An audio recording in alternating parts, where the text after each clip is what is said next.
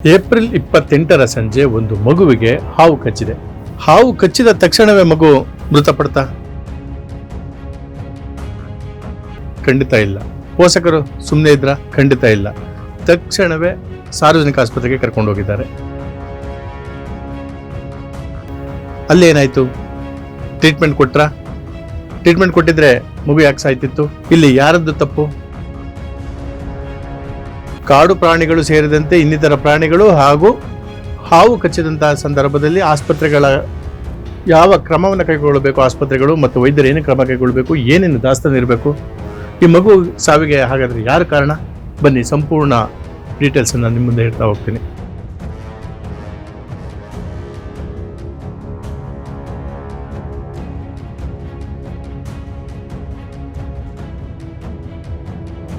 ಆತ್ಮೀಯ ವೀಕ್ಷಕರೇ, ನಮಸ್ಕಾರ. ನಾನು ನಿಮ್ಮ ಗೋರಾ ಶ್ರೀನಿವಾಸ್. ವೀಕ್ಷಕರೇ, ಬೆಂಗಳೂರು ದಕ್ಷಿಣ ಜಿಲ್ಲೆಯ ಚನ್ನಪಟ್ಟಣ ನಗರಕ್ಕೆ ಹೊಂದಿಕೊಂಡಿರುತ್ತಿರುವ ಹೌಸಿಂಗ್ ಬೋರ್ಡ್ ನಿಯರೆಸ್ಟ್ ಕೇಂಬ್ರಿಡ್ಜ್ ಶಾಲೆಯ ಹತ್ತಿರ ಇರುವಂತಹ ಒಂದು ಕುಟುಂಬದಲ್ಲಿ 4.5 ವರ್ಷದ ಮಗುವಿಗೆ ಹಾವು ಕಚ್ಚಿದೆ. ಎಲ್ಲಿ ಕಚ್ಚಿದೆ? ಮನೆಯ ಅಂಗಳದಲ್ಲೇ ಕಚ್ಚಿದೆ. ಬ್ಯಾಟನ್ನು ಎತ್ಕೊಳಕ್ಕೆ ಹೋದಂಥ ಸಂದರ್ಭದಲ್ಲಿ ಹಾವು ಕಚ್ಚಿದೆ. ತಕ್ಷಣ ಮಗು ಕೂಕೊಂಡಿದೆ. ಕೂಕೊಂಡ ತಕ್ಷಣ ಅಜ್ಜಿ ಬಂದಿದ್ದಾರೆ. ಆ ಮಗುವಿನ ಸೋದರ ಮಾವ ಮತ್ತು ಅಜ್ಜಿ ಆಸ್ಪತ್ರೆಗೆ ಕರ್ಕೊಂಡು ಹೋಗಿದ್ದಾರೆ. ಕರ್ಕೊಂಡೋದ ತಕ್ಷಣ ಚನ್ನಪಟ್ಟಣ ನಗರದ ಸಾರ್ವಜನಿಕ ಆಸ್ಪತ್ರೆಯಲ್ಲಿ ಡ್ಯೂಟಿ ಡಾಕ್ಟರ್ ಆಗಿದ್ದಂತಹ ರಂಜಿತ್ ಅವರು ಟ್ರೀಟ್ಮೆಂಟ್ನ ನೀಡಿದ್ದಾರೆ. ಇದರ ಬಗ್ಗೆ ಮೃತಪಟ್ಟ ಬಾಲಕ ಸಾತ್ವಿಕ್ ಅವರ ತಂದೆ ಏನ್ ಹೇಳ್ತಾರೆ ಕೇಳ್ಕೊಂಡು ಬರೋಣ ಬನ್ನಿ. ಅಂದ್ರೆ ಸ್ಕೂಲ್ ಶುರು ಆಗೋದು ಜೂನ್ ಅಲ್ಲಿ ಇದೆ, ಇಲ್ಲಿ ಸ್ವಲ್ಪ ದಿನ ಇಲ್ಲಿ ಅಂತ ಅವ್ರು ಕರ್ಕೊಂಬಂದ್ರು, ನಾವು ಕಳ್ಸಿಕೊಟ್ಟಿದ್ವಿ. ಮಂಗಳವಾರ ಏನಾಗಿದೆ, ಸರಿಸುಮಾರು ಸಂಜೆ 5:50ಕ್ಕೆ ಮಗು ಇಲ್ಲಿ ಅಂದ್ರೆ ಕಾಂಪೌಂಡ್ ಒಳಗಡೆನೆ ಆಟ ಆಡ್ತಾ ಇರ್ಬೇಕಾದ್ರೆ ಶಿವರಾಯ್ ಹತ್ರ ಬ್ಯಾಟ್ ತಗೊಳಕ್ ಹೋಗಿದೆ. ಬಟ್ ಅಲ್ಲಿ ಏನೋ ಒಂದು ನಾಗರಾವು ಅದು ಏನಾಗಿದೆಯೋ ಎಲ್ಲಿಂದ ಬಂದಿದೆಯೋ ನಮ್ಗಂತೂ ಗೊತ್ತಿಲ್ಲ. ಮಗುವಿಂದ ಒಂದು ಬಲಗೈ ತೋಳ್ ಬೆಲ್ಲಿಗೆ ಕಡಿದಿದೆ. ಚನ್ನಪಟ್ಟಣ ಗೌರ್ಮೆಂಟ್ ಹಾಸ್ಪಿಟಲ್ ಕರ್ಕೊಂಡು ಹೋಗ್ತೀನಿ. ಅಲ್ಲಿ ಡಾಕ್ಟರ್ ರಂಜಿತ್ ಅಂತ ಒಬ್ರು ಆನ್ ಡ್ಯೂಟಿ ಡಾಕ್ಟರ್ ಇದ್ರು. ಅವರು ಮಗುನ ಟ್ರೀಟ್ ಮಾಡಿ ಒಂದು ಇದರಲ್ಲಿ ಮಗುನ ಕರ್ಕೊಂಡ್ಬಂದು ಪರಿಶೀಲನೆ ಮಾಡಿದ್ದಾರೆ. ಏನೂ ಇಲ್ಲಪ್ಪ, ಏನು ಸಿಂಪ್ಟಮ್ಸ್ ಇಲ್ಲ, ಇಂಜೆಕ್ಷನ್ ಕೊಟ್ಟಿದ್ದೀನಿ. ಮುಂದಿನ ರಾತ್ರಿ ಅಕಸ್ಮಾತ್ ಏನಾದ್ರು ಮಗುಗೆ ಬ್ರೀತಿಂಗ್ ಪ್ರಾಬ್ಲಮ್ ಆಗೋದು, ಅದಕ್ಕೆ ಪೀಡಿಯಾಟ್ರಿಷಿಯನ್ ಇರೋ ಹೈಯರ್ ಹಾಸ್ಪಿಟಲ್ ಕರ್ಕೊಂಡು ಹೋಗು ಅಂತ ಹೇಳಿದ್ರೆ, ವರ್ಷ ಹಾಸ್ಪಿಟಲ್ ನಾನು ಬರುವಷ್ಟರಲ್ಲಿ ಬಾಮೈದ ಮಗುನ ಅಡ್ಮಿಟ್ ಮಾಡಿದ್ದಾನೆ. ನಾನ್ ಬಂದು ಮಗು ನೋಡುವಷ್ಟರಲ್ಲಿ ಮಗುದು ಕಂಡೀಷನ್ ಸ್ವಲ್ಪ ಸಿವಿಯರ್ ಆಗಿದೆ. ಅಂದ್ರೆ ಅದಾದ್ಮೇಲೆ ಡಾಕ್ಟರ್ ಕೇಳಿದ್ರು ಏನ್ ಟ್ರೀಟ್ಮೆಂಟ್ ಕೊಟ್ಟಿದ್ದಾರೆ ಅವರು, ತೋರಿಸಿ ಚನ್ನಪಟ್ಟಣ ಗೌರ್ಮೆಂಟ್ ಹಾಸ್ಪಿಟಲ್ ಅಂತ. ಆ OPD ಪ್ರಿಸ್ಕ್ರಿಪ್ಷನ್ ನೋಡ್ಬಿಟ್ಟು ಏನ್ರಿ ಇದು ಬರೀ TT ಮತ್ತೆ ರ್ಯಾಂಟಕ್ಕೆ ಎರಡೇ ಕೊಟ್ಟಿದ್ರಲ್ಲ, ಆಂಟಿ ಸ್ನೈಕ್ ವಿನಮ್ ಇಂಜೆಕ್ಷನ್ ಕೊಟ್ಟಿಲ್ವಲ್ಲ ಅಂತ ಹೇಳ್ತಾರೆ. ನನ್ಗೆ ಗಾಬರಿ ಆಗುತ್ತೆ. ಯಾಕೆಂದ್ರೆ ಹಾವು ಕಚ್ಚಿದೆ ಅಂತ ಹೋದ ತಕ್ಷಣ ಹಾವು ಕಚ್ಚಿರೋ ಇಂಜೆಕ್ಷನ್ ಕೊಡ್ಬೇಕು. ಅದ್ ಬಿಟ್ಬಿಟ್ಟು TT ರ್ಯಾಂಟಕ್ ಅಂತ ಕೊಟ್ಬಿಟ್ಟು ಮಗುನ ಏನೋ ಸಿಂಪ್ಟಮ್ಸ್ ಇಲ್ಲ ರೀ ಅಂತ ಕಳ್ಸಿದ್ರೆ ನಾಟ್ ಏನೋ ಮಗುನ ಕೂರ್ಸ್ಕೊಂಡು ಅಬ್ಸರ್ವೇಷನ್ ಮಾಡ್ಬೋದಿತ್ತಲ್ಲ ಸ್ವಲ್ಪ ಹೊತ್ತು. ನಮ್ಗಾಗಿರೋ ಅನ್ಯಾಯ ಬೇರೆ ಯಾವ ತಂದೆ ತಾಯಿಗೂ ಆಗ್ಬೋದು. ಹಾಗೆ ಸ್ಥಳೀಯರು ಆದಂತಹ ಮತ್ತೋರ್ವ ವಿಜಯ್ ಕುಮಾರ್ ಅಂತ ಇದ್ದಾರೆ, ಅವರು ಮಾತಾಡ್ತಾರೆ ಇದ್ರ ಬಗ್ಗೆ. ಅವರು ಏನು ಆರೋಪ ಮಾಡ್ತಾರೆ ನೀವು ಕೇಳಿ. ರಂಜಿತ್ ಅಂತ ಹೇಳಿ ಟ್ರೀಟ್ಮೆಂಟ್ ಕೊಟ್ಟಿದ್ದಾರೆ. ಆ ಟ್ರೀಟ್ಮೆಂಟ್ ಅಲ್ಲಿ ಏನಂದ್ರೆ ಹಾವು ಕಡಿತ ಅಂತ ಹೋದ ತಕ್ಷಣನೇ ಹಾವು ಕಡಿತದ ಒಂದು ಇಂಜೆಕ್ಷನ್ ಕೊಡದೇನೆ ರ್ಯಾಂಟ್ಯಾಕ್ ಮತ್ತೆ ಇನ್ನೊಂದನ್ನ ಕೊಟ್ಟು ಆಯ್ತಾ ಏನೂ ಆಗಿಲ್ಲ ಅಂತ ಹೇಳಿ ಬೇರೆ ಹಾಸ್ಪಿಟ್ಲಿಗೆ ರೆಫರ್ ಮಾಡಿದ್ದಾರೆ.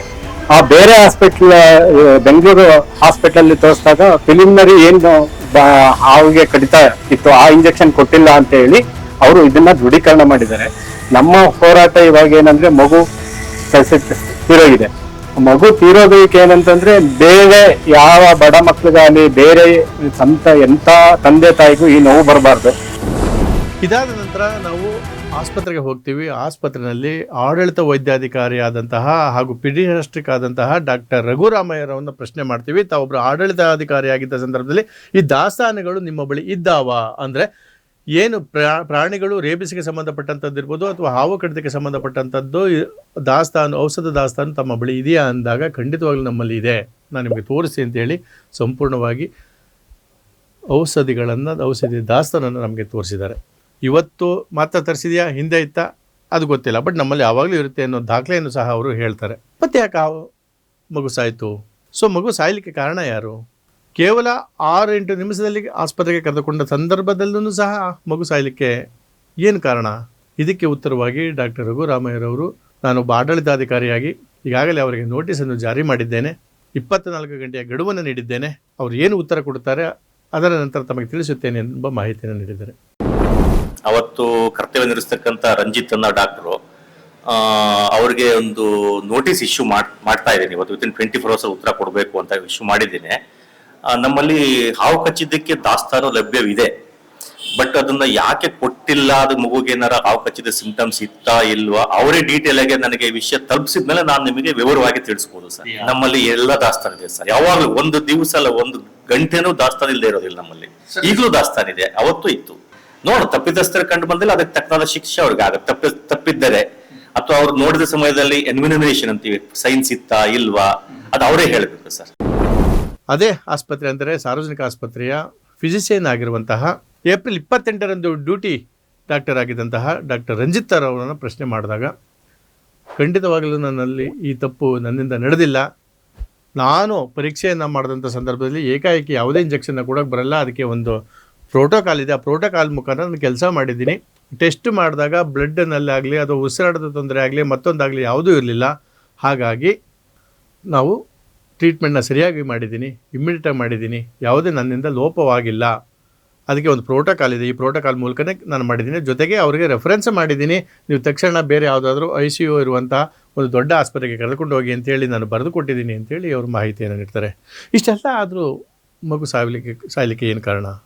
ಅವರು ವೈದ್ಯರು ಹೇಳೋ ಪ್ರಕಾರ ಪ್ರೋಟೋಕಾಲ್ನಲ್ಲಿ ಇರುವಂತೆ ಏಕಾಏಕಿ ನಾನು ಹಾವು ಕಚ್ಚಿದಂಥ ಸಂದರ್ಭದಲ್ಲಿ ಏಕಾಏಕಿ ಆ ಇಂಜೆಕ್ಷನ್ನ ಕೊಡೋಕ್ಕೆ ಬರಲ್ಲ. ಯಾಕಂದರೆ ನಮಗೆ ಹಾವು ಕಣ್ಣಿಗೆ ಕಾಣಿಸಿಲ್ಲ, ಹಾವನ್ನು ಅವರು ತಂದಿರಲಿಲ್ಲ. ಹಾಗಾಗಿ ನಾವು ಅದನ್ನು ನಾನು ಬರೆದಿದ್ದೀನಿ, ಕೋಬ್ರಾ ಅಂತಲೇ ಬರೆದಿದ್ರೂ ಅಲ್ಲಿ ಸಿಂಪ್ಟಮ್ಸು ಯಾವುದೂ ನನಗೆ ಆ ಸಂದರ್ಭದಲ್ಲಿ ಕಾಣಿಸ್ತಿಲ್ಲ. ನನ್ನ ಹತ್ರ ಎಲ್ಲ ದಾಖಲೆಗಳನ್ನು ನಾನು ದಾಖಲೆಗಳಲ್ಲಿ ಮೆನ್ಷನ್ ಮಾಡಿದ್ದೀನಿ ಅಂತ ಡಾಕ್ಟರ್ ರಂಜಿತ್ ಹೇಳ್ತಾರೆ. ನಾಗರಾವು ಕಚ್ಚಿರಬಹುದು ಎಂಬ ಶಂಕೆ ಮೇಲೆ ಕರ್ಕೊಂಡು ಬಂದಿರ್ತಾರೆ. ಸೊ ನಾನು ಕರ್ತವ್ಯದಲ್ಲಿ ಇರ್ತೇನೆ ಆ ಒಂದು ಸಮಯದಲ್ಲಿ, ಸಂಜೆ ಡ್ಯೂಟಿಯಲ್ಲಿ.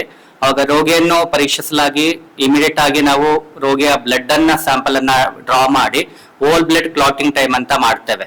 ಎಲ್ಲ ಹಾವು ಕಚ್ಚಿದ ಸಂದರ್ಭಗಳಲ್ಲಿ ಅದೊಂದು blood test, bed side blood test ಅಂತ ಕರಿತೇವೆ. ಆ ಬ್ಲಡ್ ಟೆಸ್ಟ್ ನ ಡ್ರಾ ಮಾಡಿಬಿಟ್ಟು ಮತ್ತೆ ಪೇಷಂಟ್ ನ ರೋಗಿನ ಕೂಲಂಕುಷವಾಗಿ ಪರೀಕ್ಷೆ ಮಾಡಲಾಗಿ ಕಚ್ಚಿರೋ ಜಾಗದಲ್ಲಿ ಬೈಟ್ ಮಾರ್ಕ್ ಅಂದ್ರೆ ಕಚ್ಚಿರೋದೊಂದು ಮಾರ್ಕ್ ಒಂದು ಬಿಟ್ರೆ ಬೇರೆ ಯಾವ್ದು ರೋಗ ಲಕ್ಷಣಗಳು ಕಂಡು ಬಂದಿರೋದಿಲ್ಲ.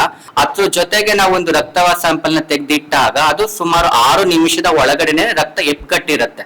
ಅದೇನಂತ ಹೇಳಿದ್ರೆ ವಿಷ ಏನಾದ್ರೂ ರಕ್ತದ ಒಳಗಡೆ ಹೋಗಿದ್ರೆ ಆ ವಿಷದಿಂದ ಬ್ಲಡ್ ಎಪ್ಗಟ್ಟಲ್ಲ. ಒಂದು 20 ನಿಮಿಷ ಆದ್ರೂ ಕೂಡ ರಕ್ತ ಎಪ್ಗಟ್ಟೋದಿಲ್ಲ.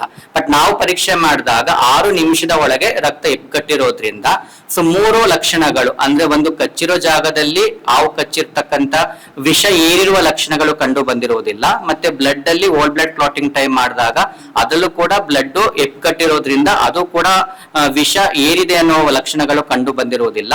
ಮತ್ತೆ ರೋಗಿಗೆ ಯಾವುದೇ ನರಕ್ಕೆ ಸಂಬಂಧಪಟ್ಟಿದ್ದು, ನರ ದೌರ್ಬಲ್ಯ ಸಂಬಂಧಪಟ್ಟಿದ್ದು ಲಕ್ಷಣಗಳು ಕಂಡು ಬಂದಿರುವುದಿಲ್ಲ. ಅದು ರೋಗ ಲಕ್ಷಣಗಳು ಕಂಡು ಬಂದರೆ ಮಾತ್ರ ASV ಅನ್ನೋ ಇಂಜೆಕ್ಷನ್ ಕೊಡಬೇಕು ಅನ್ನೋ ಪ್ರೋಟೋಕಾಲ್ ಇದೆ ಸರ್. ಎಲ್ಲ ಹಾವು ಕಚ್ಚಿದ ಇಂಜೆಕ್ಷನ್ಸ್ ಗಳಿಗೆ ಕೊಡ್ಲಿಕ್ಕೆ ಬರೋದಿಲ್ಲ. ಕೆಲವೊಮ್ಮೆ ಹಾವು ಕಚ್ಚಿದ್ರೂ ಕೂಡ ಕೆಲವೊಮ್ಮೆ ಅದು ವಿಷ ದೇಹಕ್ಕೆ ಏರದೇ ಇದ್ದಾಗ ASV ಇಂಜೆಕ್ಷನ್ ಅವಶ್ಯಕತೆ ಇರೋದಿಲ್ಲ. ASV ಇಂಜೆಕ್ಷನ್ ಯಾವಾಗ ಕೊಡ್ತೀವಿ ಅಂತ ಹೇಳಿದ್ರೆ ಹಾವು ಕಚ್ಚಿದಾಗ ವಿಷದ ಪರಿಣಾಮಗಳು ದೇಹದಲ್ಲಿ ಕಂಡು ಬಂದಾಗ ಮಾತ್ರ ಕೊಡುವಂತದ್ದು. ಮುನ್ನೆಚ್ಚರಿಕೆಯಾಗಿ ಕೊಡುವಂತದ್ದು ಎಲ್ಲೂ ಪ್ರೋಟೋಕಾಲ್ ಅಲ್ಲಿ ಮೆನ್ಷನ್ ಮಾಡಿಲ್ಲ. ಪ್ರಾಥಮಿಕ ಚಿಕಿತ್ಸೆ ಏನ್ ಮಾಡ್ಬೇಕು ಹಾವು ಕಚ್ಚಿದ ಸಂದರ್ಭದಲ್ಲಿ ಅದನ್ನ ನಾನು ಅಚ್ಚುಕಟ್ಟಾಗಿ ನಿರ್ವಹಿಸಿದ್ದೇನೆ. ಆದರೆ ಅವ್ರ ಪೋಷಕರು ಮತ್ತು ಸಾರ್ವಜನಿಕರು ಮಾಹಿತಿ ನೀಡೋ ಪ್ರಕಾರ ಇದು ವೈದ್ಯರ ನಿರ್ಲಕ್ಷ್ಯನ, ನಾನು ಕಂಪ್ಲೇಂಟ್ನು ಸಹ ಮಾಡ್ತೇನೆ, ಇಂದು ದಿವಸ ಇದೆ ಕಂಪ್ಲೇಂಟ್ನು ಸಹ ಮಾಡ್ತೀನಿ ಅಂತ ಹೇಳ್ತಾರೆ. ಇವತ್ತು ಮಗುದು ಕಾರ್ಯ ಇದೆ, ಅದನ್ನ ಮುಗಿಸ್ಕೊಂಡು ಹೋಗಿ ಕಂಪ್ಲೇಂಟ್ ಕೊಡ್ತಾ ಇದೀವಿ. ದಯವಿಟ್ಟು ಸರ್ಕಾರದವರು ಕ್ರಮ ತಗೋಬೇಕು. ಸುಪ್ರೀಂ ಕೋರ್ಟ್ನ ಒಂದು ಆರ್ಡರ್ ಇದೆ. ಅದು ಖಾಸಗಿ ಆಸ್ಪತ್ರೆ ಆಗಿರಲಿ, ಸರ್ಕಾರಿ ಆಸ್ಪತ್ರೆ ಆಗಿರಲಿ, ಸಣ್ಣ ಆಸ್ಪತ್ರೆ ಆಗಲಿ, ಯಾವುದೇ ಆಸ್ಪತ್ರೆಯಲ್ಲಿ ರೇಬಿಸ್ಗೆ ಸಂಬಂಧಪಟ್ಟಂತೆ ಅಥವಾ ಪ್ರಾಣಿಗಳು ಕಚ್ಚಿದಂಥ ಸಂದರ್ಭದಲ್ಲಿ ಮತ್ತು ಹಾವು ಕಚ್ಚಿದಂಥ ಸಂದರ್ಭದಲ್ಲಿ ಅದಕ್ಕೆ ನೀಡುವಂತಹ ಚುಚ್ಚುಮದ್ದು ದಾಸ್ತಾನು ಇರಲೇಬೇಕು. ದಾಸ್ತಾನು ಇಲ್ಲದಿದ್ದರೆ ಖಾಸಗಿ ಆಸ್ಪತ್ರೆಯನ್ನು ಖಂಡಿತವಾಗ್ಲೂ ಸ್ಥಳೀಯ ಆಡಳಿತ ಸಮೇತ ಹೋಗಿ ಅವರನ್ನು ಲೈಸೆನ್ಸನ್ನು ಕ್ಯಾನ್ಸಲ್ ಮಾಡ್ಬೋದು, ವೈದ್ಯಾಧಿಕಾರಿ ಮೇಲೆ ಕ್ರಮ ಕೈಗೊಳ್ಬೋದು, ವೈದ್ಯಾಧಿಕಾರಿಗಳಿಗೆ ಕನಿಷ್ಠ 2 ವರ್ಷ ಕಾರಾಗೃಹ ಶಿಕ್ಷೆಯನ್ನು ವಿಧಿಸಬಹುದು ಅಂತ ಮಾಹಿತಿಯನ್ನು, ಅಂದರೆ ಸುಪ್ರೀಂ ಕೋರ್ಟ್ ಆರ್ಡರ್ ಸಹ ಇದೆ. ಅವರೇ ನೇರವಾಗಿ ಸುಮೋಟೋ ಕೇಸನ್ನು ದಾಖಲಿಸಿಕೊಂಡು ಮಾಡಿದಂತಹ ಒಂದು ತೀರ್ಪು ಇದು 2025 ಆಗಿರುವಂಥದ್ದು. ಆದರೂ ಯಾಕೋ ಹಲವಾರು ಆಸ್ಪತ್ರೆಗಳಲ್ಲಿ ದಾಸ್ತಾನು ಇರ್ಬೋದು, ದಾಸ್ತಾನು ಇಲ್ಲದೇ ಇರೋದಿರ್ಬೋದು, ಮತ್ತು ಟ್ರೀಟ್ಮೆಂಟಿಗೆ ಸಂಬಂಧಪಟ್ಟಂಗೆ ಇರ್ಬೋದು. ಇವರು ಹೈಯರ್ ಆಸ್ಪತ್ರೆಗೆ ಅಂದರೆ ಇನ್ನೂ ಮೇಲ್ಮಟ್ಟದ ಆಸ್ಪತ್ರೆಗೆ ಕರ್ಕೊಂಡು ಹೋಗಬೇಕು ಅನ್ನೋದಾದರೆ ಯಾಕೆ ಒಂದು ತಾಲೂಕು ಮಟ್ಟದ ಸಾರ್ವಜನಿಕ ಆಸ್ಪತ್ರೆಯಲ್ಲಿ ವೆಂಟಿಲೇಟರ್ ಇರುವಂತಹ ICU ಇರುವಂಥ ಆಸ್ಪತ್ರೆ ನಮ್ಮಲ್ಲಿ ಇಲ್ವಾ? ಖಂಡಿತ ಇದೆ. ಆದರೆ ಮತ್ತೋರ್ವ ಹೆಸರು ಹೇಳಲು ಇಚ್ಛಿಸದ ವೈದ್ಯರು ಹೇಳುವಂತೆ ಅದನ್ನು ಮೇಂಟೈನ್ ಮಾಡಲು ಕನಿಷ್ಠ 3 ಗಂಟೆ ನಾವು ಆ ಮಗುವನ್ನು ಅಬ್ಸರ್ವೇಷನಲ್ಲಿ ಇಡ್ತೀವಿ ಅಂತ ಅಂದರೆ ಅದನ್ನು ನೋಡ್ಕೊಳ್ಳುವಂಥ ಡಾಕ್ಟರ್ಗಳಿಲ್ಲ, ಡಾಕ್ಟರ್ ಸಂಖ್ಯೆ ಕಡಿಮೆ ಇದೆ, ವೈದ್ಯರ ಸಂಖ್ಯೆ ಕಡಿಮೆ ಇರೋದ್ರಿಂದ ನಾವು ಏನು ಮಾಡೋಕ್ಕಾಗದಿರುವಂಥ ಪರಿಸ್ಥಿತಿ ನಿರ್ಮಾಣ ಆಗಿದೆ. ನಾವು ಖಂಡಿತವಾಗ್ಲೂ ಮಕ್ಕಳನ್ನು ಯಾವುದೇ ರೋಗಿಯನ್ನು ಉಳಿಸ್ಲಿಕ್ಕೆ ನಾವು ಸತತ ಪ್ರಯತ್ನ ಪಡ್ತೀವಿ ಅಂತಾರೆ.